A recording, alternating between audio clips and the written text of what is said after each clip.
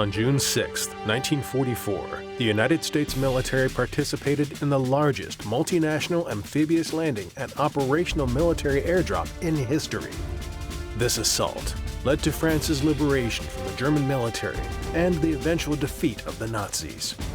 By the end of the D-Day invasion, more than 9,000 Allied troops were dead or wounded.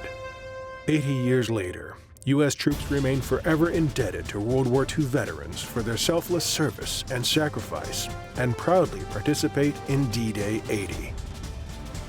I think it's a reverence for what happened. I think, when you wear Old Abe, the Screaming Eagle, on your left shoulder, and you think about William C. Lee's quote of this division having a rendezvous with destiny, I think the idea is that you understand the opportunity that they were thrusted into in order to be part of one of the largest Allied invasions, including amphibious and airborne invasion for World War II. I feel proud because of the strength, courage, and resilience those men had, knowing they were going into certain death, but also sadness over the loss of so many great men, a lot of them not even older than me.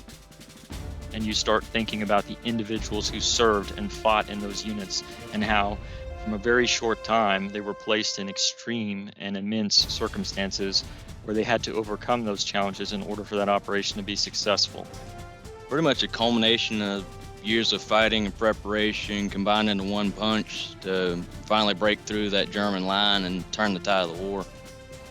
And I think you grow up with these tales and these stories of how, somebody basically raises their right hand and places the nation and the Constitution above themselves. And so I think that's something you look for inspiration, but you also try to emulate. It holds yourself to a higher standard. Remember them every day and remember the sacrifice that they gave, and to not take the life that we live for granted, to live honorably like they did, and to look outward and see what we can do for others and not just look at what we can gain. I'm eternally grateful and humbled by the sacrifices and their own individual stories. I cannot thank them enough, and the only thing that I will try to do while I'm wearing this uniform and when one day I take it off is live to the utmost and best possible life I can with honor, integrity, the same that those men and women did. It reminds me that they gave their last breath to see freedom live on, and that it's not something to be taken lightly, but to defend no matter what the cost is. When you don the uniform and you put it on, you are standing on the backs of giants.